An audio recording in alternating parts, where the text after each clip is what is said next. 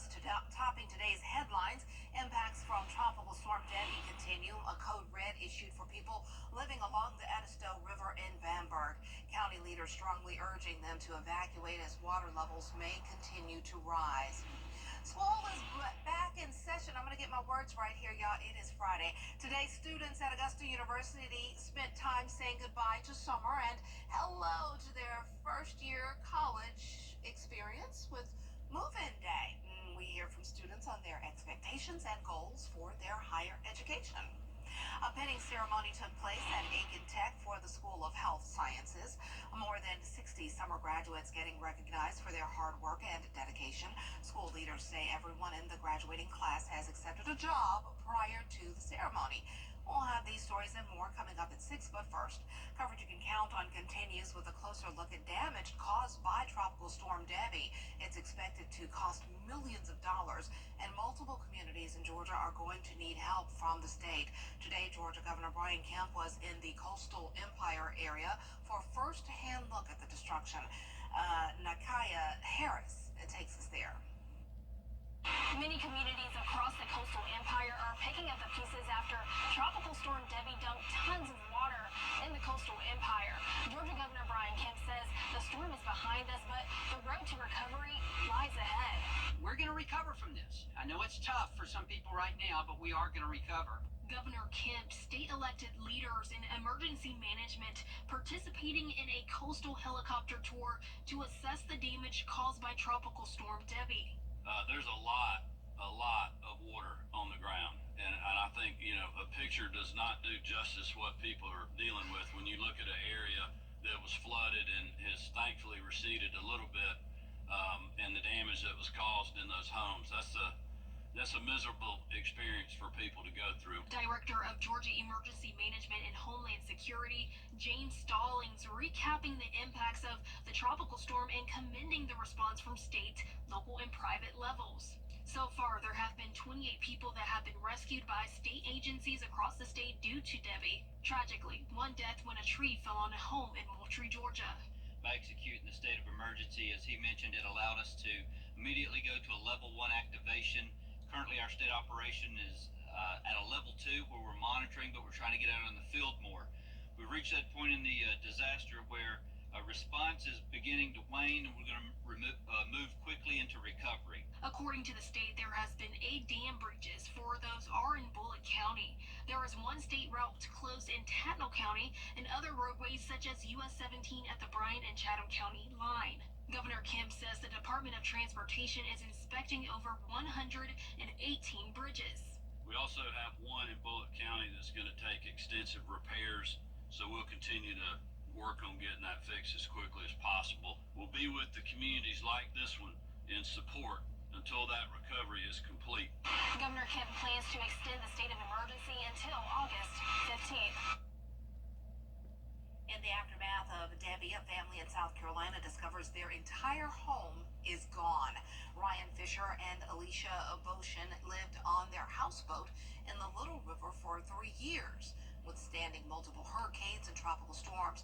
Well, their entire life was on the boat, including passports, birth certificates, birth certificates, pets' ashes, and more. They checked on the boat Wednesday evening to make sure it was tied down and the pumps were working, but 6 hours later they received a call that no one wants to get.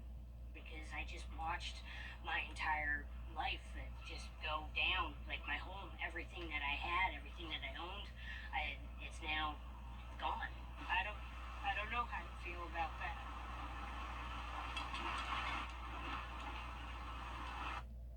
The couple says for the next month they'll live with Fisher's son, but they also say the silver lining is they were not asleep on the boat when it went down. Wow, they are very fortunate. Well, in Raleigh, North Carolina, a near catastrophe after a rising creek nearly swept away several children. Firefighters rescued 3 kids from Marsh Creek after they were caught in rushing water. The kids say they went for a bike ride with friends and fell in while trying to cross the creek. One friend who made it across called 911. The remaining 3 clung to a branch until rescue crews arrived. It's scary because it looks like it goes really slow, but then once you get in it, you realize the current will take you. And there's no dirt; it's just rocks everywhere. And if you fall, you hit your head, and then you're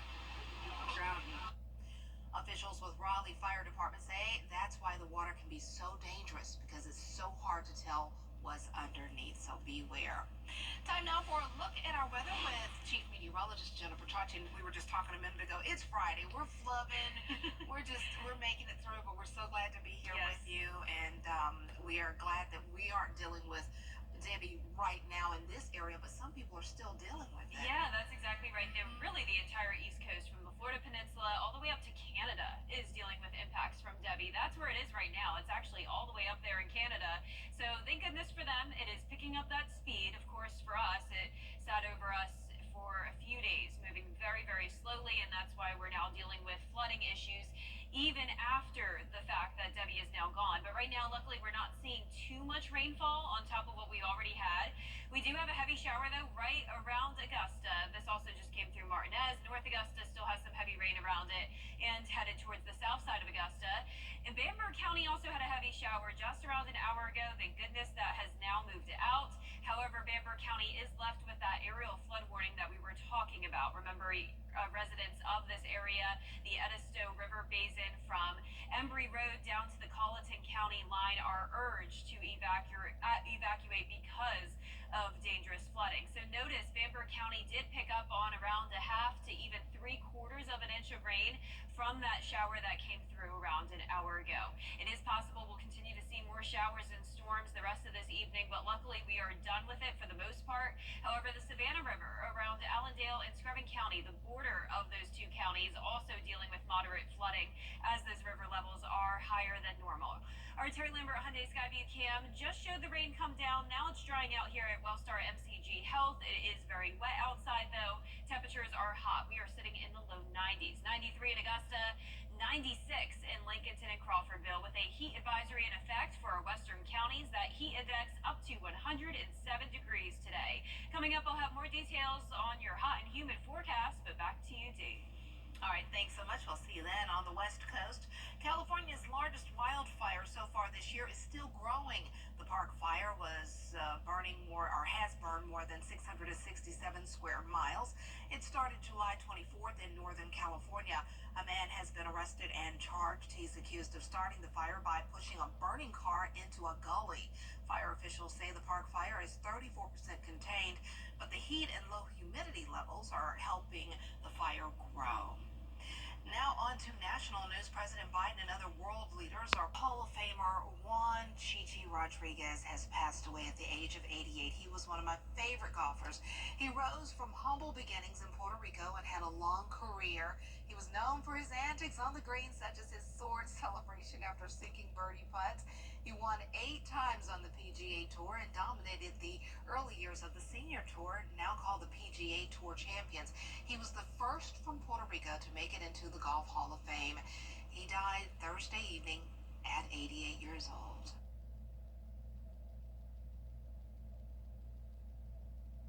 For a look at our weekend forecast, and that 2 H's are up there, hot and humid. Jenna has a look next.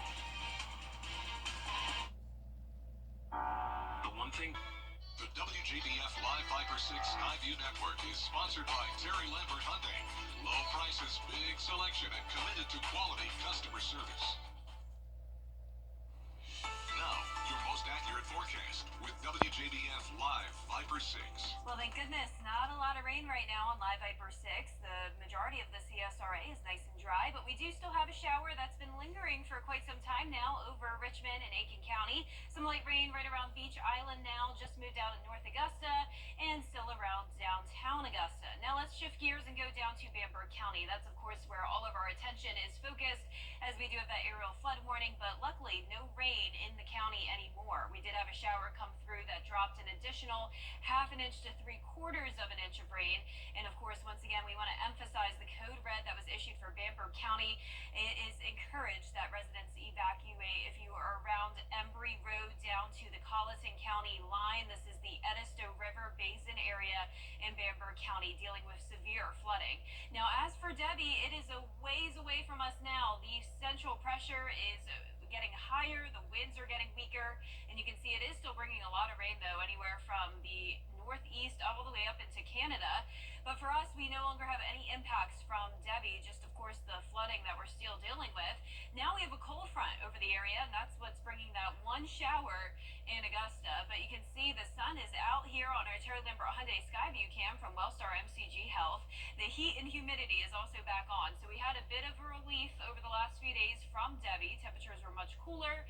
Now we're back into those low to mid 90s. 96 in Crawfordville, 92 in McCormick, 90 in Bamberg, and that heat index well into the triple digits, seeing anywhere from around 102 to 106.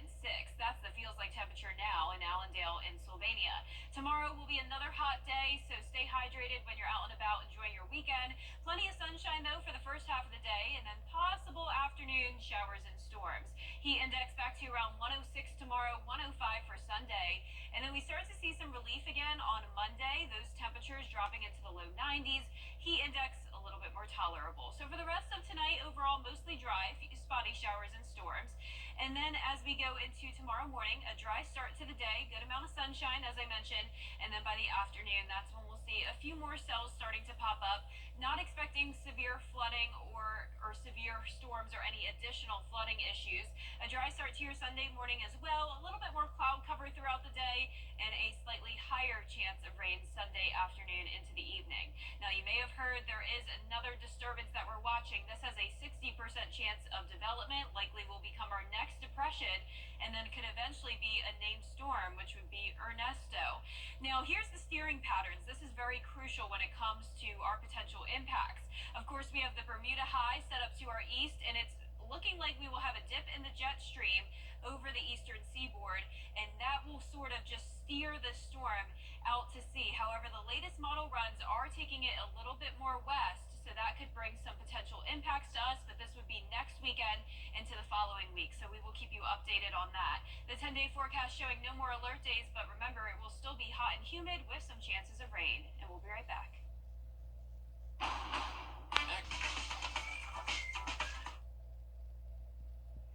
Here is a virtual peek of Alpen Fury. It is a new launch roller coaster coming to Ontario, Canada. It's billed as the longest, tallest, and fastest in the country. The ride will open at the Wonderland Amusement Park sometime next year. Riders are launched into the depths of Wonder Mountain before shooting out of the top 150 feet in the air. The cars then zoom along the track at up to 70 miles per hour, twisting and flipping 9 times during the course. That's the most inversions for any launch coaster in North America, and hopefully folks don't come off sick. But I love roller coasters, so they usually don't bother me, but I would definitely try it out. Well, that's our time for now. We have more coming up next at 5:30 with Brad and Jenny. Stay tuned. The 10-day forecast on